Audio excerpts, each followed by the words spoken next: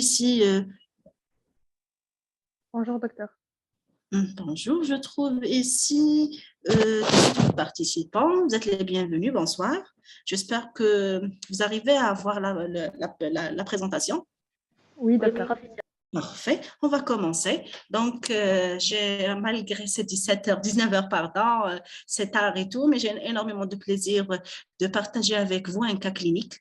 Comme ça, pour les gens qui ont présenté, qui étaient présents lors du cours de lombalgie lombo-sciatique, ils vont encore bénéficier de beaucoup d'astuces pour maîtriser cette question. D'accord? Voilà. Donc, pour commencer, nous avons un cas clinique. Voilà. Tout est lent ici. Donc, parmi les 39 participants, est-ce que je peux avoir un reflet, si possible, sur les personnes qui étaient présentes lors du cours ou non, vous ne pouvez pas, non?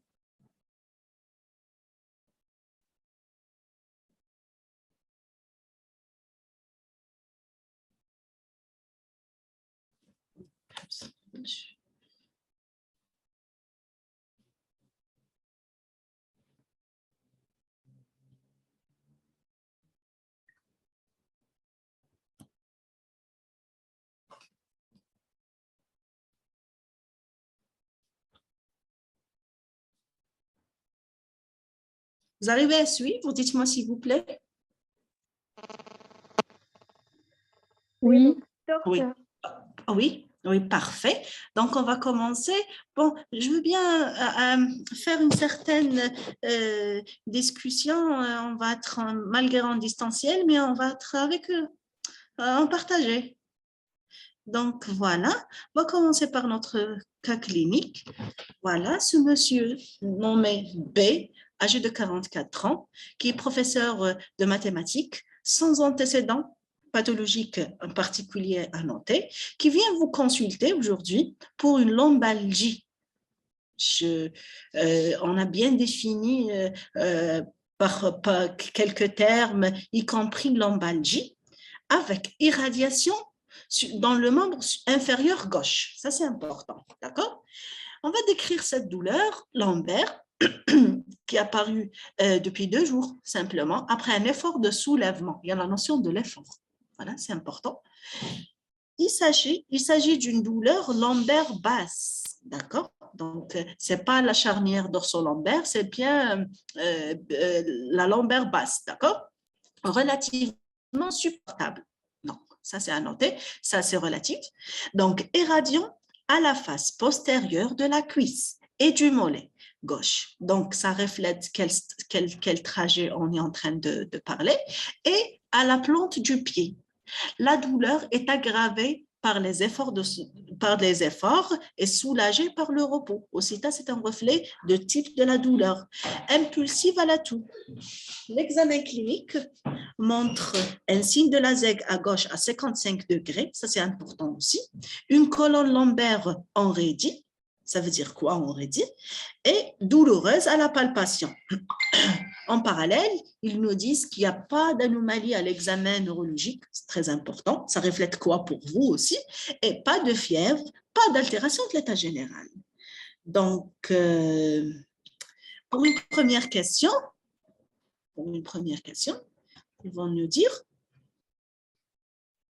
bien sûr, la première question, c'est toujours le diagnostic. Patientez, je n'arrive pas à défiler. Si vous avez un problème, vous me dites de connexion, parce qu'apparemment, il y a un problème dans ce sens. Vous êtes là? Oui, docteur. Oui, je n'arrive pas à défiler simplement.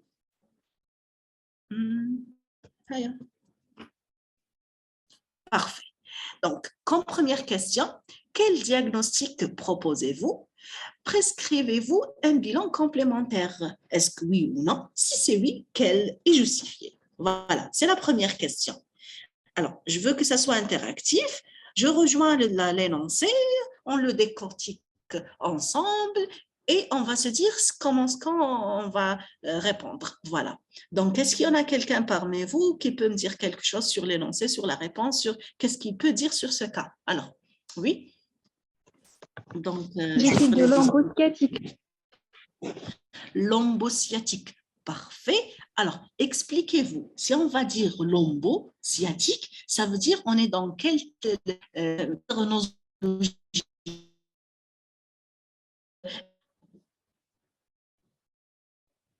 Allô? Oh, oh. Oui. Vous êtes là? Oui, Oui. docteur. Donc, au lombo sciatique L5 Kautar, on l'a fait ce cas clinique, non? Ça veut dire quoi? Vous avez fait déjà ce cas clinique déjà? Non, c'est la première fois. Non, D'accord. c'est pas le même. Ah, d'accord. Mais non, avec Dr Rahmouni, vous avez fait l'arthrose. Oui, Oui, vous n'avez pas le lombo sciatique, non? Parce qu'on s'est mis bien d'accord sur cela. oui, on a fait l'arthrose et le PR. Parfait. Donc voilà, on se parle d'un patient, donc il y en a Kautar qui a dit ça. OK, on s'explique. Je veux bien une certaine participation de votre part, s'il vous plaît. Donc, à défaut, ça va pas être vraiment bénéfique si c'est moi qui va répondre parce que je vais redire ce que j'ai dit au cours. Je vais juste le redire. D'accord? Mais de votre part, ça va être de nouvelles notions qu'on va corriger ensemble, de nouvelles lacunes. D'accord? Docteur, Oui. on peut dire que c'est une lombalgie commune. Commune, d'accord, lombalgie commune. Je suis d'accord avec vous, mais ça manque toujours qu'il est en train de nous dire une douleur qui irradie le membre avec un trajet bien précis, d'accord? Lombo sciatique de S1. Lombo sciatique S1. Oui, voilà. On est d'accord sur le principe. Vous êtes super. C'est juste qu'on doit se justifier pourquoi on a dit ça. Comme ça, quand vous aurez, Inch'Allah, des QCM ou des carrés donc vous allez savoir distinguer. Donc, je suis contente pour votre réponse. Est-ce que vous pouvez me répondre la deuxième partie pour que je commence mes commentaires? Donc, est-ce que vous allez demander d'autres examens complémentaires? Qu'est-ce que vous pensez? Non. Chez Monsieur B, d'accord, vous dites non. Pourquoi? Parce qu'il n'y a pas de signes cliniques. Il n'y a pas de signes cliniques, quoi? Il n'y a pas de signes d'alarme en faveur de la cause de cette douleur. Parfait, d'accord. Quoi encore? Il y en a deux raisons. Dites-moi encore. Le diagnostic de lombo sciatique, il est essentiellement clinique. Parfait, d'accord. Et il est essentiellement clinique, ça, vous avez absolument raison. C'est sur cette base que vous avez pu dire qu'il n'est pas nécessaire. Mais pour deux raisons bien distinctes qu'on a partagées lors du cours.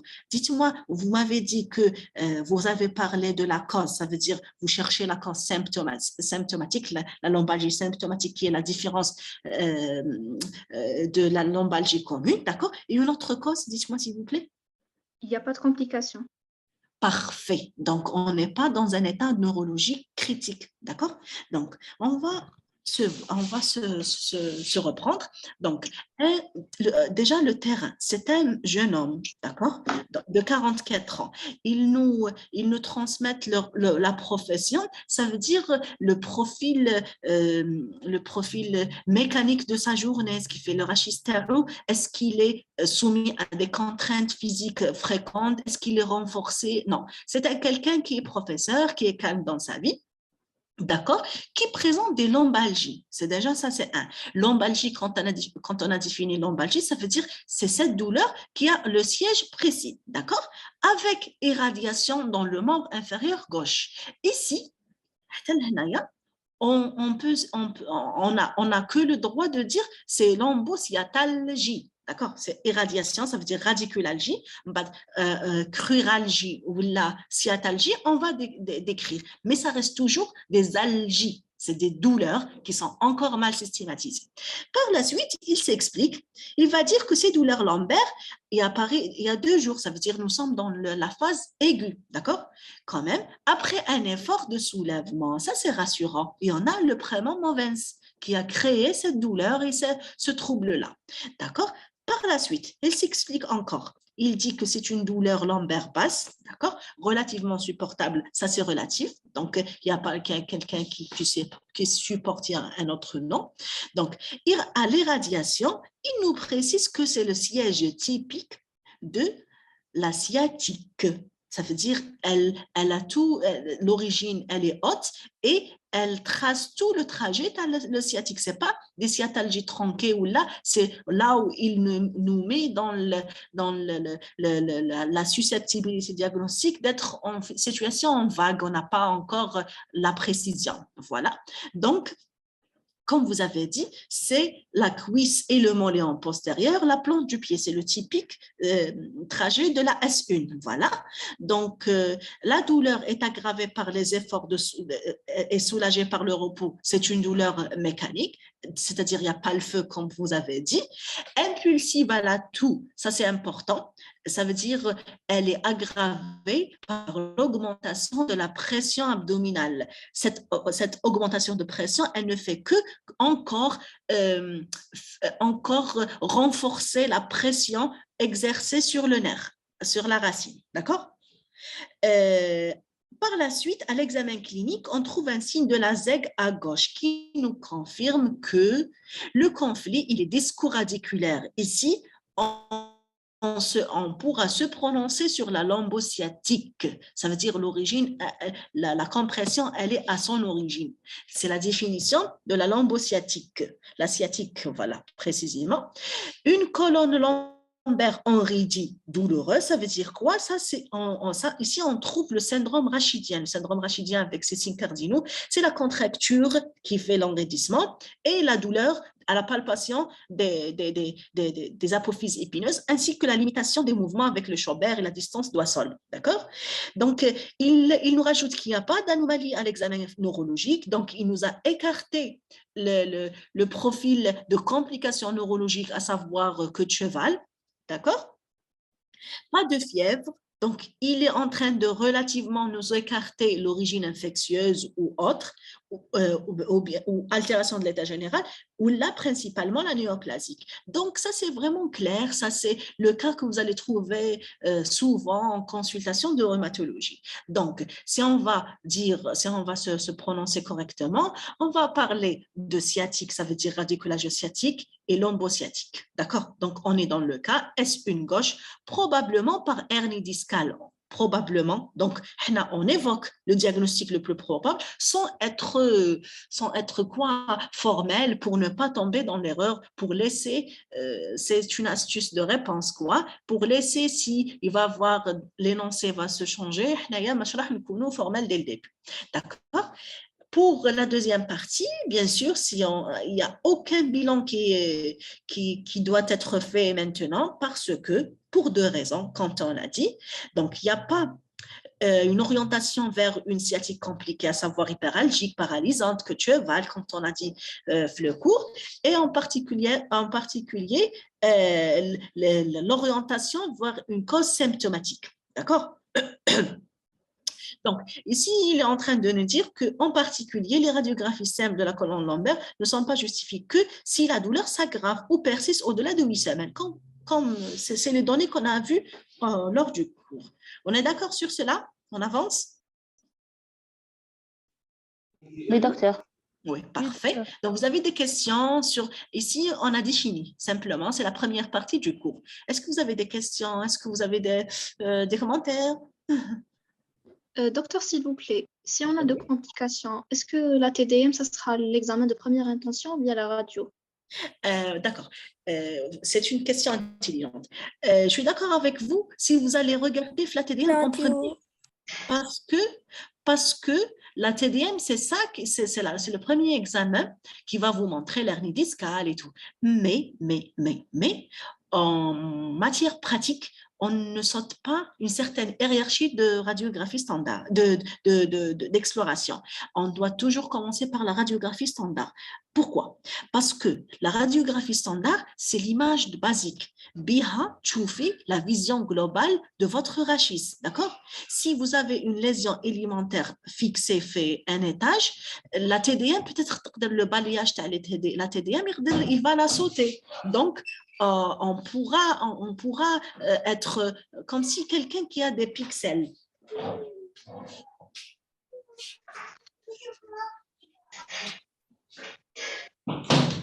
Comme si quelqu'un qui a des pixels, il nécessite des petits pixels, donc il nécessite de voir la vision globale pour arriver à la zone voulue, d'accord? Donc, on ne peut pas aller directement à la TDM, on fait d'abord les radiographies standards, d'accord? D'accord, merci. Voilà, la pratique courante avec je vous parle de quelque chose de pratique avec la population algérienne, les cours.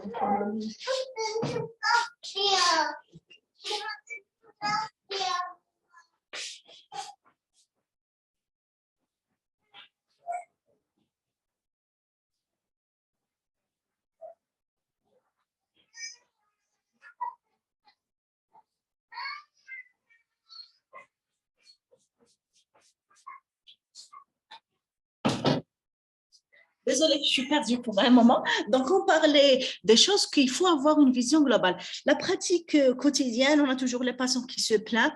Il y a des patients qui partent directement, même sur le plan, même qui les rejoignent directement le privé. Ils peuvent faire cette attitude, mais on aura toujours le regret de ne pas faire la radiographie standard dès le départ. Donc, ce n'est pas une question de principe, c'est une question qui est nécessaire. D'accord? Voilà. Donc, on passe à la deuxième question. Vous êtes là? Vous êtes là? Oui, d'accord. Donc, il nous demande quel traitement proposez-vous? Voilà, j'attends votre réponse. J'ai énormément de patience de recevoir votre réponse. Dites-moi, s'il vous plaît. Des ANS et des antalgiques, Parfait, et des contractures musculaires parfait. et des antiépileptiques. D'accord, on peut arriver jusqu'à les anti-épileptiques. D'accord, d'accord. Est-ce que vous dites que les anti-épileptiques sont de base ou là, c'est quoi? Non, ce n'est pas de base. Parfait, parfait. Donc, voilà, vous êtes d'accord? Tous les présents, les 33 présents, vous êtes d'accord? Vous ne voulez pas Non. rajouter quelque chose? Il y a repos, Passion des corticoïdes encore. corticoïdes, d'accord. Repos plus un traitement antalgique, information du patient, indication. Oui, je suis très contente pour cette réponse HP, information. Merci. Donc, AINS, rééducation, point d'interrogation. Lombosta, d'accord. D'accord. D'accord. Donc, voilà, on aura une réponse englobant tout ce que vous avez dit. Mais ce que je veux de ma part aujourd'hui, de vous simplifier les choses simplement en matière, je vais dire genre, donc d'accélératif, ça veut dire mécanique, ça veut dire quelque chose qui est fait après un effet de compression d'un nerf ou là, une arthrose. Ou là. Simplement, dans notre conduite à tenir, nous avons 3 piliers. Le premier pilier, les mesures d'hygiène. D'accord? C'est simplement dans notre situation, le repos relatif. D'accord? Deuxième pilier, c'est le traitement médicamenteux. Donc, c'est les molécules qui vont soulager dans un sens symptomatique. On n'a pas de traitement curatif. D'accord? Troisième pilier, c'est bien la rééducation. Dans notre cas, qui vise à améliorer la compléance de ce paquet musculaire qui est fonctionnel dans cette zone. Est-ce qu'on est d'accord sur ce principe? Oui, docteur. D'accord, on est tous d'accord sur ça. Donc, vous mettez ça en tête, vous allez à l'appliquer dans toutes les pathologies mécaniques et vous n'allez pas perdre des points. Voilà.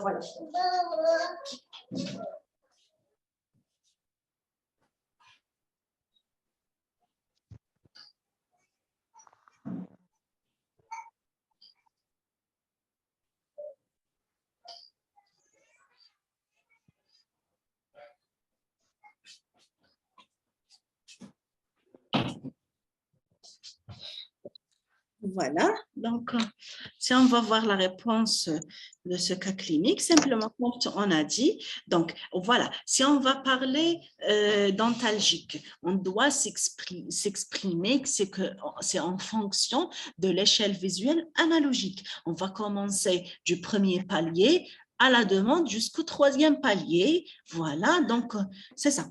Donc, du premier palier, c'est le paracétamol et les INS. Deuxième palier, c'est tramadol. Et troisième palier, c'est les morphiniques. D'accord? Les antalgiques, c'est ça, les antalgiques, les anti-inflammatoires, différentes classes, et en mettant toujours le patient en expliquant les effets secondaires. Déjà, on écarte les contre-indications chez un patient qui est hypertendu, mal équilibré, ça risque d'augmenter les chiffres tensionnels, un cardiopathe sous intrant, les contre-indications absolues des anti-inflammatoires, sans oublier le risque d'ulcère gastro-duodénal. D'accord? On demande à notre patient est-ce qu'il n'a pas déjà un antécédent d'ulcère ou pas, chose qui n'a pas été faite jusque-là. On est d'accord. On n'a pas un profil, ce patient B de 44 ans, mais est-ce que a déjà ulcère ou pas? D'accord? Donc, on met dans notre réponse qu'on va mettre INS tout en expliquant ou gardant en tête ou exprimant les contre-indications de ce produit. D'accord? Donc, si on va parler d'INS, malheureusement que vous n'avez pas fait le TD, on a différentes classes, principalement 3 classes. On a la classe de l'aspirine, on a les COX 1, 2 et le COX 2. Voilà, donc COX2, c'est les breaks, c'est les autres anti-COX2 qu'anti-COX 3, d'accord? C'est quand même comment dirais-je, un chapitre à part. Malheureusement, vous ne l'avez pas fait, donc patientez vraiment. On n'arrive pas à définir pourquoi.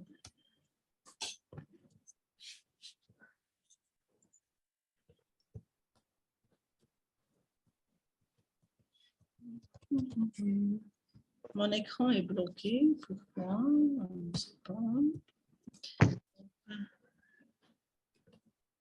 Voilà, donc je dois faire ainsi pour pouvoir reprendre mes diapos. D'accord.